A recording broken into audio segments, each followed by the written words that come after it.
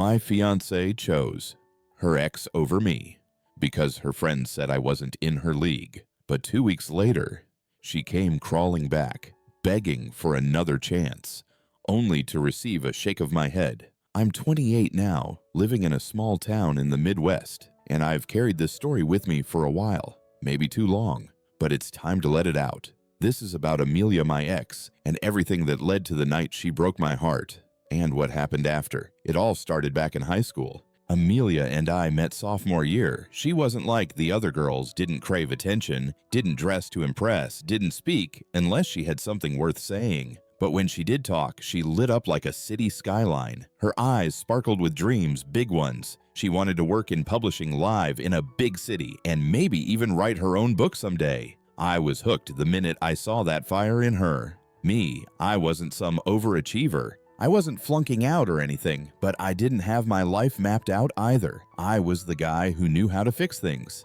In shop class, I was the teacher's go-to when something broke. Around the neighborhood, I was the kid neighbors called when their sink started leaking. I didn't realize it at the time, but that skill, that was going to carry me further than I thought.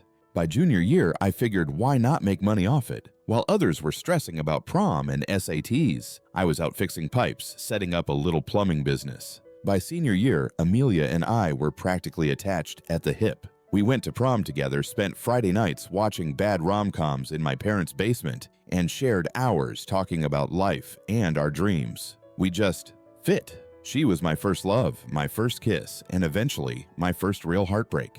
When she got into a top university, I was proud. No scratch that I was over the moon. I still remember her running to my house with the acceptance letter, waving it like she'd won the lottery. I picked her up and spun her around. That was Amelia. She aimed high and always made it. And me, I never saw her leaving for college as the end of us. It felt like the beginning of something bigger. Back home, I kept growing my plumbing business. It wasn't glamorous, but it paid the bills and gave me purpose. I figured if she was chasing her dreams, the least I could do was support her however I could. I helped pay her rent, sent her money for books, surprised her with care packages during finals. I'd drive 4 hours to her dorm just to spend 2 days together. I didn't care how hard it got. She was my girl. That was enough. Sure, sometimes it felt one-sided. She was busy, always busy with school internships networking. She'd text me back hours later with, "Sorry, swamped," or "We'll talk later." Sometimes later never came. But when we were together in person, it was like time hadn't moved. We'd walk around campus, talk about everything and nothing. That kept me going. After graduation, she landed a job at a well-known publishing house. It wasn't her dream role yet, but it was a big step. And me, I'd grown my business, hired 2 guys, was thinking about a second location. Nothing fancy, no suits or corner offices. But it was mine. She used to joke, "You're the CEO of Pipes," and I loved that she found pride in what I did. Our relationship wasn't perfect, but it worked. I still supported her, brought takeout when she was drowning in deadlines, helped with bills when her paycheck came up short, planned little trips on weekends. She worked herself to the bone. I got that. But there were times I'd try to get her to slow down, and she'd say, "You don't get it in this industry. You hustle or you drown." I started to feel it, the distance creeping in. Then came Liz, Amelia's coworker. At first, she seemed cool enough. Amelia mentioned her casually. "Liz says you're so supportive," or "Liz thinks it's cute you drive me lunch." Seemed harmless. But then Liz started saying things that rubbed me the wrong way, only she wasn't saying them to me. She was saying them to Amelia. One day, Amelia told me Liz said most guys who are supportive like you are secretly controlling. She asked if you ever hold money over my head. I laughed. I'd never once made Amelia feel like she owed me. Never. I supported her because I loved her. But from that day on, Amelia started paying for more things, coffee, gas, groceries. Not a big deal, but it felt different. Then came the nitpicks. I surprised Amelia with sushi one afternoon because she told me she hadn't eaten all day. She texted thanks, but added, "Liz said it was sweet, but weird you didn't ask me first." I knew her favorite order by heart. Why would I need to ask? When I took her to celebrate her promotion, a place she'd said she wanted to try for months, she said Liz thinks I should have picked the restaurant. She says you always take control. What I planned it for her. Liz didn't stop at that. One day, I was fixing her bathroom sink, and Amelia said Liz asked what you do for work. When I told her, she said, "Oh, that's cute." Then she asked if you ever think about doing something more polished, like working in an office. That one hit me. I'd built something from scratch. My hands paid for her books, her rent, our dinners. Cute? I don't think so. Amelia brushed it off. Liz is just blunt, she said. But the way she said it, I knew something had shifted. Amelia started asking questions that felt loaded. Have you thought about expanding your business? Would you ever take classes in business management? She said it like she cared. But after months of Liz whispering in her ear, it all felt different, like she was trying to mold me into someone else. There were other little things. A work party I missed because a client's basement was flooding. Amelia said Liz told her, "That's the thing with guys like him. Work always comes first." Then Amelia asked, "Do you think you'll always be on call? What about when we have kids?" It wasn't just what Liz said, it was how she said it. Always the wise friend, always knowing better. If I forgot to text back in an hour, that's a red flag, Liz would say. If I surprised Amelia with plans, don't you wish he'd ask for your input? Even when I helped Amelia move into a new place, hauling boxes, building furniture, Amelia told me Liz said it's great. You're so handy, but kind of weird you didn't hire movers. Movers. But what really killed me was this growing doubt in Amelia's eyes. Do you think we're too different? She asked once. Liz says relationships like ours only work for so long. I always reassured her, always reminded her what we had. But the more I fought for us, the more Liz chipped away at what we'd built. I wanted to believe it was just noise, just a rough patch. But Liz was a virus, and she was spreading fast. And then came the night I'll never forget. That night was supposed to be one of the best of my life. I had everything planned. It was going to be the beginning of a new chapter for me and Amelia, the woman I thought I'd spend forever with. We'd been together nearly a decade, high school sweethearts. Been through everything together. I thought a proposal would be the thing to bring us back together after all the distance and doubts. I bought the ring a month earlier. It wasn't flashy, not some giant rock meant to impress strangers. It was thoughtful, designed exactly the way I pictured it, our birthstone shaped into a small heart, in the center with delicate diamonds framing it. We even left space to add more stones later for our future kids. I even had the box custom made. Cheesy, yeah, but it felt like us two buttons on the inside, one that lit up yes and the other no.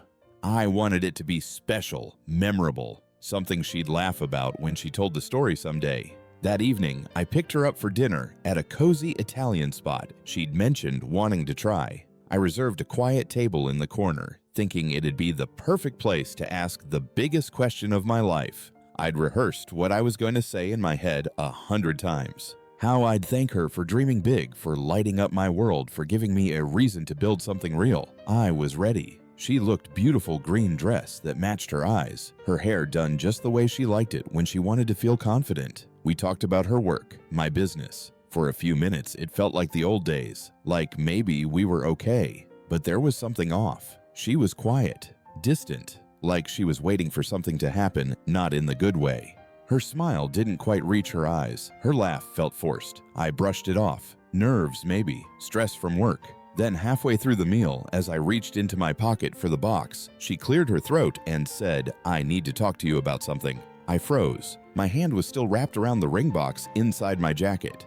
"Okay," I said, trying to sound calm. My heart was racing. She didn't meet my eyes, just stared down at her plate. "I've been thinking a lot about us lately," she said, "and I think we need to take a break." At first, I thought I misheard her. "A break," I repeated. She finally looked at me. Her eyes were glossy, voice shaking. "I don't know if this is working anymore. I feel like we've been drifting apart, and I need time to figure out what I want." Then, like she couldn't help herself, she added, "Liz says we're mismatched. She thinks I'm holding myself back." And just like that, everything crashed. This was the woman I'd spent nearly half my life loving, the woman I supported through college, the woman I was about to propose to. And now she was telling me she wasn't sure she wanted me because her coworker thought I wasn't enough. I didn't even realize I had pulled the ring box out of my pocket. I didn't open it, just held it in my palm and looked her straight in the eyes. "You see this?" I asked, voice low and steady. Her face went pale. "Is that?" "Yeah," I said. "This is the ring I was going to give you tonight. I was going to ask you to marry me, Amelia, to build a life together, to grow old with me. But now," I shook my head, "you don't deserve it." She started to speak to explain, but I raised my hand. "No, let me finish. I kept my voice even, but I could feel the heat rising in my chest. I have spent years supporting you, believing in you, carrying both of us when things got hard. And this is how you repay me, by blindsiding me with a breakup over dinner because some toxic coworker said we're mismatched. Her eyes were full of tears now, but I didn't care. Not anymore. Thank God you showed me who you really are before we took the next step, I said. Then I stood up, slipped the box back into my pocket, and grabbed my jacket. You want a break? I said, looking her in the eyes one last time. Fine, but don't come crawling back when you realize what you lost. And with that, I walked out. The drive home was a blur. I don't remember the stoplights, don't remember what music was playing. I was just numb. My brain flipped through every memory like a broken slideshow. Our first date, our first apartment, her graduation. That night I surprised her with flowers before a big interview. All that. For this, she didn't even have the decency to wait until the end of dinner. And she had the nerve to mention Liz. As if Liz hadn't been chipping away at our relationship for months, I couldn't stop replaying it. Her words, her face, the way she looked more sad than sorry. At home, I dropped the ring box on the counter. I didn't open it, didn't want to look at it. It wasn't a symbol of love anymore. It was a warning sign of how far I'd gone for someone who couldn't even see me clearly. I tried distracting myself the way most people do mindless scrolling. Bad idea. I opened Instagram. First post Liz's story. A video. Looked like some party. Loud music, dancing, drinks clinking. Then I saw her. Amelia. Wrapped around some random guy like she'd never even heard the word breakup. His arm around her waist. Her giggling like they were anything but strangers. She leaned in, whispering something in his ear. He pulled her closer. My stomach turned. It felt like I'd been punched in the gut. But the worst part, I was tagged in the story. Privately. Only I could see it. Liz used that sneaky Instagram feature where just the tagged person gets notified. She wanted me to see it. She wanted me to hurt. I sat there for a long time just staring, not moving, not breathing. The woman who told me hours ago she needed space to figure things out was already clinging to another guy like the ink on her breakup speech hadn't even dried. Then my phone started buzzing. Amelia.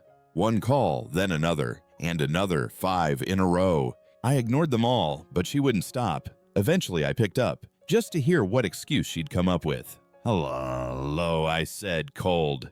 Babe, please let me explain, she sobbed. I didn't say anything. I didn't know Liz was going to post that she cried. It was a mistake. It meant nothing. I laughed. Bitter. Hollow. A mistake. You threw yourself at some random guy right after breaking up with me. That's not a mistake, Amelia. That's a decision. A choice. No, it wasn't like that, she pleaded. I was drunk. Liz introduced me. I didn't even know what I was doing until what I cut her off. Until Liz filmed it and made sure I saw, don't insult my intelligence. She started to say something else, but I'd heard enough. You let this happen. You let Liz poison your mind. And now you want to act like you were manipulated. You knew what you were doing. You made your choice. There was silence. Just her breathing shaking on the other end. I'm sorry, she whispered. I was stupid. I didn't know. I said, don't apologize. You don't get to cry now. You made your bed. And then I hung up, blocked her number. I didn't want to hear another word. Not from her, not from Liz. I was done. And that night I meant it. I wasn't going to chase someone who didn't know my worth. I wasn't going to fight for someone who gave up on me the second things got hard or the second someone else told her I wasn't enough. The next morning, my phone was filled with texts from mutual friends. Maybe she'd told them. Maybe the story had made its rounds. I didn't explain anything. Just sent a short message to a few people. I'm fine. Just need space. That was the truth. I didn't want sympathy, didn't want questions. I just needed to breathe, alone. Without Amelia, without Liz. Without the weight of their opinions dragging me down. Have you ever been betrayed so fast it gave you whiplash? That's what it felt like. But the worst was still coming. Because Amelia wasn't done, and neither was Liz. In the days after that call, I kept expecting to feel something regret, sadness, anger, but all I felt was empty. Not the kind of empty where you curl up in bed and cry, but the kind where your emotions shut down altogether. Numb, like everything in me had short-circuited. Amelia tried to reach out. At first, it was texts, long paragraphs about how sorry she was, how she hadn't been thinking clearly, how she let the wrong people get in her head. She wanted to meet to talk, to make things right. I ignored her. She kept pushing. I finally replied with one short message. Amelia, I've said what I needed to say. You made your choice. I'm moving on. Please respect that. I hoped that would be the end of it. It wasn't. She started popping up in small ways, liking old photos on Instagram, leaving comments like, "Miss this day" on pictures of us at the lake or from her graduation, trying to reattach herself to memories I wasn't interested in revisiting. I didn't respond. I'd already given too much of myself to someone who didn't value it. I wasn't about to hand her the satisfaction of knowing she still had access to my life. And just when I thought things were settling down, something else hit me, something I hadn't seen coming at all. I started feeling off, not emotionally, physically. I was exhausted all the time, even after 8 or 9 hours of sleep. I'd get dizzy at work. I'd bend down to fix a pipe stand-up, and everything would spin. At first, I blamed stress, heartbreak betrayal, it takes a toll. But when I nearly passed out during a job, I knew it wasn't just emotional fallout. I went to get checked out. The diagnosis came fast. I needed surgery. Nothing life-threatening, thank God, but it was serious enough to knock the wind out of me. My crew at work stepped up big, took on extra shifts, handled clients, checked in on me. My family rallied around me too. I didn't tell many people, and definitely not Amelia. The surgery went well. I woke up groggy, bleary-eyed, struggling to focus. I remember blinking hard, thinking I saw a shadow in the chair next to my hospital bed. At first, I thought it was one of my friends. It wasn't. It was Liz. Liz. Sitting there like she belonged, like she hadn't spent months tearing my life apart from the sidelines. I could barely sit up, let alone process what the hell she was doing there. She leaned forward, all concerned eyes and fake warmth. "Oh my God," she said softly. "I'm so glad you're okay." I managed to croak out, "What are you doing here?" She gave me this smile, this practiced sweet smile like we were old lovers reunited. "I heard you were in the hospital," she said. "I had to make sure you were all right." Had to Liz, the same Liz who spent every opportunity she had. Whispering poison into Amelia's ears was now playing Florence Nightingale. I was too out of it to argue, too tired to even fully react. She kept talking. "I feel so bad about everything," she said. "You didn't deserve what happened with Amelia. You're such a good guy." Her voice was soft, almost like she was reading from a script, like she'd been rehearsing this. She didn't know what she had, she added. I knew from the start. At some point, she reached for my hand. I didn't pull away, not because I wanted her to hold it, but because I barely had the strength to move. But that moment, that disgusting, surreal moment, was all I needed to see clearly. This wasn't concern.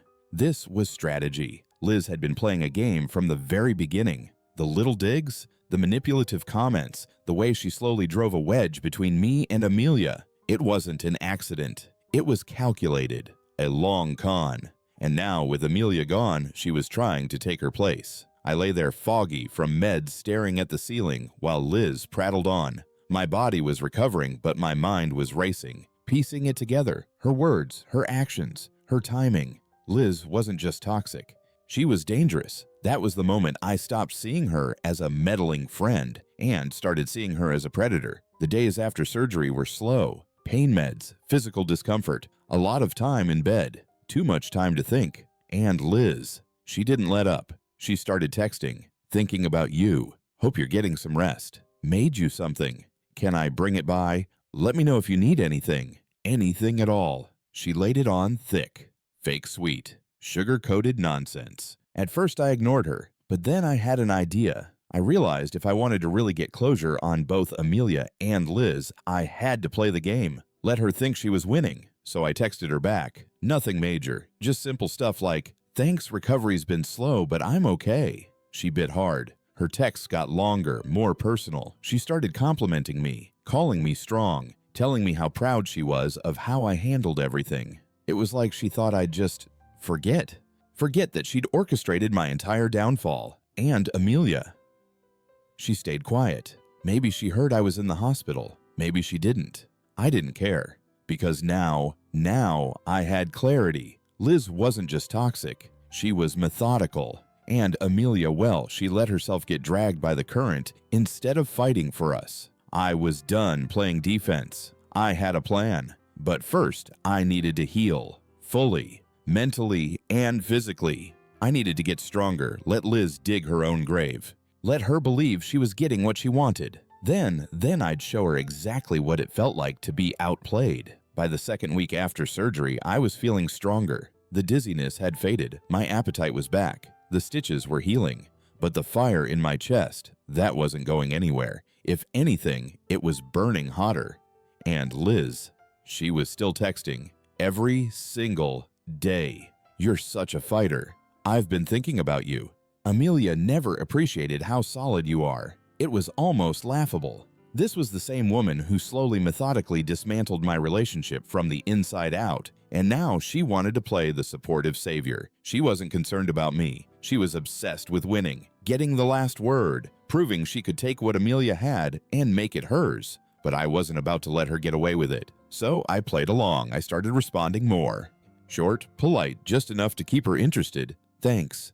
Appreciate that. Recovery's going okay. Good to know someone's thinking of me. And Liz. She took the bait like a fish on a hook. Her messages got flirty fast. I've always admired you. Even back when you and Amelia were together. You deserve someone who truly sees you. Can I come over and make you dinner sometime? Or even just keep you company? At that point, I knew what I had to do.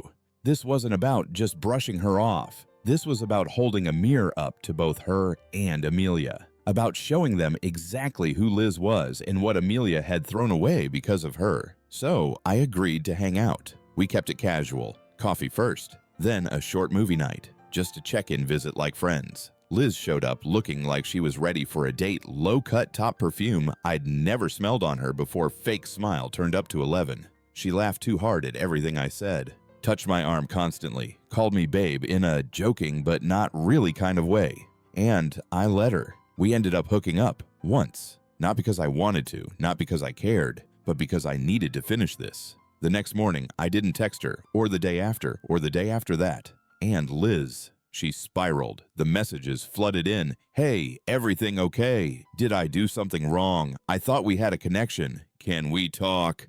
Please don't ghost me.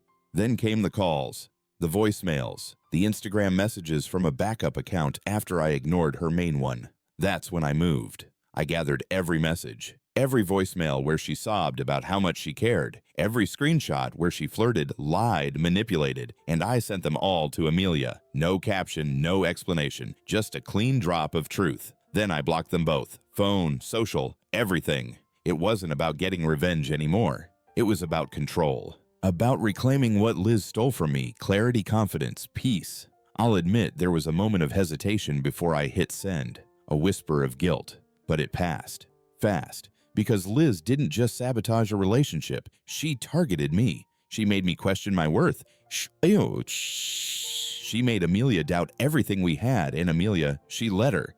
So, yeah, they deserve to see the wreckage they created up close, the aftermath. Oh, it was better than I imagined.